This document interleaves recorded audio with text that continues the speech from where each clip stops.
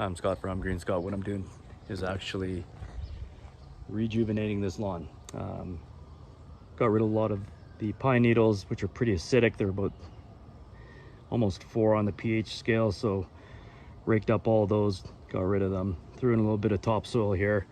I could probably throw down another yard, I think, after some of this seed is laid down. You want to choose setting 8 for the bare spots, and then setting 4 for the areas where there is grass that's being grown. I didn't really want to put down too much in the way of topsoil, only because you'll end up just killing off the grass, right? So I do want to keep some of the grass there. Otherwise it's just a big dirt mess, and you're gonna get water running off and it's gonna make a mess.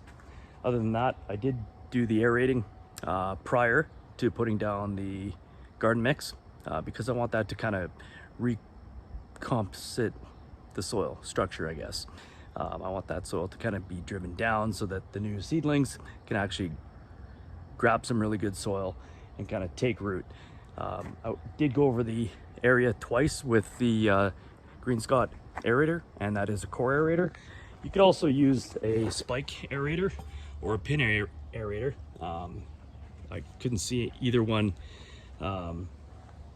being too much different, just smaller holes, and I'm pretty sure the seeds aren't going to argue with that, right? They're just going to go down the holes and start growing. Yeah, it's a pretty cool process to see, you know, small steps, and I'm trying to do this on the cheap, right? I don't want to get too expensive. I mean, soil per yard Canadian is $55, and that is that garden mix type soil. So I think I'm going to probably do another maybe yard, like I said, and kind of spread it out throughout this area just to kind of level off some of the spots. Although it's not too shabby for an older home. I was going to mention some of the houses usually have just standard topsoil, right? And that's the reason I'm choosing the garden type mix. It's to replace that dry, silty type soil. You can see over here underneath the tree where this dry, extremely dry soil is.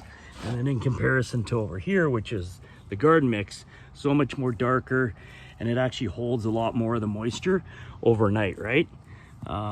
Which is great. Keep posted for the next step, which is fertilizing, and subscribe if you want.